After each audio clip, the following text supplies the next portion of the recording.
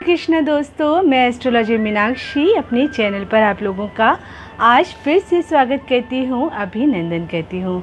जैसा कि आप सब जानते ही हैं कि मैं अक्सर शादी विवाह से रिलेटेड ही आपको उपाय बताती हूँ और उससे रिलेटेड ही प्रॉब्लम्स का सॉल्यूशन देती हूँ।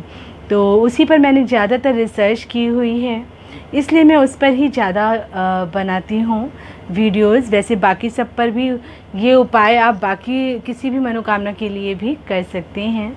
आज मैं आपको बताऊंगी कि कैसे आप खुद अपनी कुंडली देखकर जान सकते हैं कि आपका विवाह कब होगा और कहाँ होगा। ये आप जान सकते हैं। कैसे जान सकते हैं? अपनी कुंडली देखकर खुद ही, वो मैं आज आपको बताने वाली हूँ। पर उससे पहले आप मेरे इस चैनल को लाइक कर लीजिए, शेयर कर लीजिए और सब्सक्राइब कर लीजिए, ताकि मेरे चैनल के नोटिफिकेशंस आपको सबसे पहले मिलते रहें।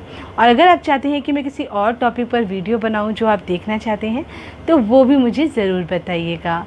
और अगर आप मुझे फॉलो करना चाहते हैं, मुझसे कोई क्वेश्चन पूछना चाहते हैं, अपनी कुंडली दिखवाना चाहते हैं, तो इंस्टाग्राम एस्ट्रोलॉजर मीनाक्षी पे मुझे फॉलो कर सकते हैं और एस्ट्रोलॉजर मीनाक्षी पर मुझे फॉलो कर सकते हैं।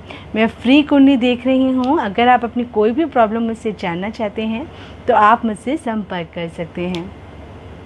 अब आपको क्या करना है वो मैं बता देती हूँ। आपको अपनी कुंडली निकाल लीजिए, तो आपके लिए बहुत ही ईजी हो जाएगा ये जानना कि किस तरह से आप पता कर सकते हैं कि आपकी शादी कब होगी या आपकी शादी कैसे होती है, ये आपको पता चल जाता है।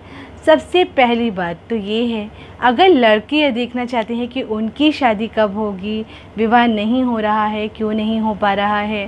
वैसे तो अगर आपकी कुंडली में काल सर्प दोष होता है तो भी बहुत ज़्यादा प्रॉब्लम्स आती हैं हर काम में। विवाह से रिलेटेड तो आती ही हैं, आगे प्रेगनेंसी में प्रॉब्लम होती है, कंसीव करने में प्रॉब्लम होती है, या फिर हो सकता है कि आपको जॉब से रिलेटेड प्रॉब्लम्स आ रही हों, आपका बॉस आपको बहुत तंग करता हो, कलीग्स आपको तंग करते हों, ऐसी प्रॉब्लम्स भी हो सकती हैं। पर खैर, आज हम विवाह से रिलेटेड बात कर रहे हैं तो हम विवाह से रिलेटेड ही बात करते हैं।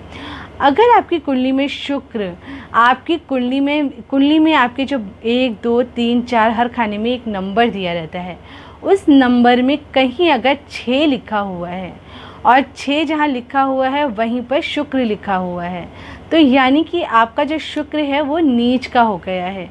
और अगर कुंडली में शुक्र नीच का हो जाता है तो आपकी शादी होने में बहुत ज़्यादा प्रॉब्लम्स आती हैं। आपकी शादी बहुत मुश्किलों से होती है और कई बार तो अगर और प्लैनेट्स ख़राब हुए, दशा ख़राब हुई, तो फिर हो सकता है कि आपकी शादी भी नहीं होती है। पर उसके लिए और बहुत सारी चीज़ों को कैलकुलेट करना पड़ता है। पर जो आपको आसान तरीका है वो मैं आपको बता रही हूँ।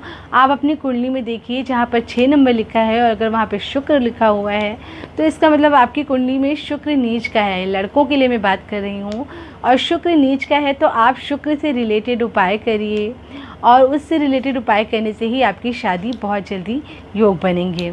और दूसरा रीज़न होता है, अगर आपकी कुंडली में शुक्र के संग राहु बैठ जाता है, शुक्र के संग अगर राहु बैठ जाता है तो भी आपकी शादी में बहुत ज़्यादा प्रॉब्लम्स क्रिएट करता है। अगर सूर्य बैठ जाता है आपकी कुंडली में शुक्र के साथ कहीं पर भी, तो भी आपकी कुंडली में प्रॉब्लम्स क्रिएट करता है, और ऐसा करने पर आपकी शादी बहुत मुश्किलों से होती है। अगर आपकी कुंडली में भी कोई ऐसे योग बन रहे हैं, अगर शुक्र और राहु साथ में बैठे हुए हैं, तो आप शुक्र और राहु से रिलेटेड उपाय करिए। अगर आपकी कुंडली में शुक्र के संग सूर्य बैठा हुआ है तो सूर्य से रिलेटेड उपाय करिए और शुक्र के उपाय करिए। और अब मैं बताती हूँ कि लड़कियों की अगर शादी नहीं हो पा रही है, बहुत समय से आपने बहुत उपाय किए लेकिन आपका विवाह नहीं हो पा रहा है, तो आप अपनी कुंडली को खोल करके देखिए। अगर आपकी कुंडली में गुरु नीच का बैठा हुआ है तो आपकी शादी में आने में बहुत ज़्यादा प्रॉब्लम्स आएंगी। और अगर किसी तरीके से शादी हो भी गई तो उस शादी का निभना बहुत मुश्किल होता है। घर में बहुत ज़्यादा लड़ाई झगड़े होती हैं, मैरिड लाइफ बहुत डिस्टर्ब चलती है। तो ये आप ज़रूर चेक करिए कि आपकी कुंडली में कहीं गुरु नीच का तो नहीं बैठा हुआ है, गुरु के संग राहु तो नहीं बैठा हुआ है, या गुरु के संग सूर्य तो नहीं बैठा हुआ है। अगर ऐसा कुछ भी है तो इसका मतलब कि आपको राहु से रिलेटेड और गुरु से रिलेटेड उपाय को करना चाहिए। अगर आप शादी करना चाहते हैं तो गुरु से रिलेटेड उपाय तो आपको अभी शुरू कर देने चाहिए, अगर बहुत समय से शादी नहीं हो पा रही है तो। और साथ में अगर ऐसा कोई भी योग बन रहा है जिसकी वजह से और ज़्यादा प्रॉब्लम्स आ रही हैं तो उसका भी उपाय करना चाहिए। ऐसा करने से आपके शादी के योग बनने लगते हैं। और अगर आपकी शादी हो गई है और मैरिड लाइफ में बहुत ज़्यादा प्रॉब्लम्स आ रही हैं तो भी आप चेक करिए कि कहीं इस तरह के योग तो नहीं है आपकी कुंडली में। अगर हैं तो उससे रिलेटेड उपाय करिए, आपकी मैरिड लाइफ अच्छी होगी अगर आप इन उपायों को करेंगे तो। और अगर 7वें घर में ग्रह बैठा हुआ है कोई भी और उसकी अंतर्दशा है, उस समय भी आपकी शादी का योग बनता है। आपकी शादी का योग अक्सर तब बनता है जब आपकी कुंडली के 7वें भाव में जो भी ग्रह बैठा हुआ होता है उसकी अंतर्दशा चल रही होती है या उसकी महादशा चल रही होती है। उस टाइम पर भी आपके विवाह होने का बहुत ज़्यादा योग बनता है। तो बस ये चेक कर लीजिए और देखिए, पता करिए क्या आपकी शादी में ये इसकी वजह से प्रॉब्लम्स तो नहीं आ रही हैं कहीं। और प्लीज़ मुझे भी बताइएगा। और अगर आप मुझसे कुछ जानना चाहते हैं तो मुझे कमेंट बॉक्स में ज़रूर लिखिए। और साथ में जय श्री कृष्णा, जय श्री महाकाल, जिसे भी आप मानते हैं वो कमेंट बॉक्स में ज़रूर लिखिए। और मेरे चैनल को सब्सक्राइब करिए, लाइक करिए और शेयर करिए।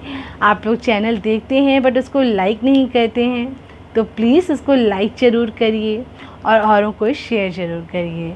फिर नेक्स्ट वीडियो में फिर से मैं आपको मिलती हूँ। मैं तब तक के लिए स्वस्थ रहिए, व्यस्त रहिए और मस्त रहिए। जय श्री कृष्णा दोस्तों।